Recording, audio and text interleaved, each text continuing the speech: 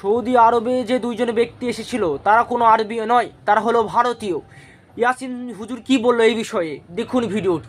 Mecca Medina থেকে কেউ আসেনি। হুমায়ুন কবির বাংলার জনগণকে ধোঁকা দিচ্ছে, বাংলার মুসলমানদেরকে ধোঁকা দিচ্ছে। আমি প্রমাণ, আমার সে বন্ধু একজনের বাড়ি মুর্শিদাবাদে আর একজনের বাড়ি নন্দীগ্রামে। হ্যাঁ, একদম বিস্ফোরক। আমরা বলছি, আমরা যারা তার বন্ধু তারা জানি তাদেরকে ধোঁকা দিয়ে নিয়ে যাওয়া হয়েছে। একজন ইউসুফ বলে একজন ব্যক্তি আছে, তাকে হুমায়ুন কবির বলেছিল যে আপনি দুইজন মেহমান ব্যবস্থা করেন যাদেরকে আরবিয়ান মতো দেখতে মনে হয়। আর সেই ইউসুফ, আমি এই ইউসুফকে ধমকি দিয়ে বলছি যে তুমি তাদেরকে যে এইভাবে ফাঁসিয়েছো।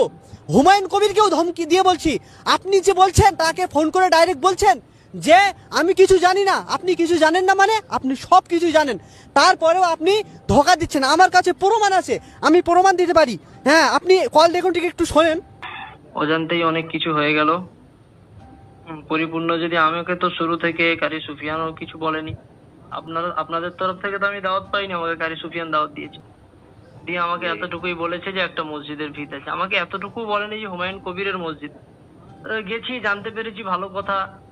এত কিছু হলো, অজান্তেই এত নাটক হয়ে গেল। যাই হলো, এখন সমস্যা হলো সোশ্যাল মিডিয়ায় যা হচ্ছে তা তো আপনারা জানেনই।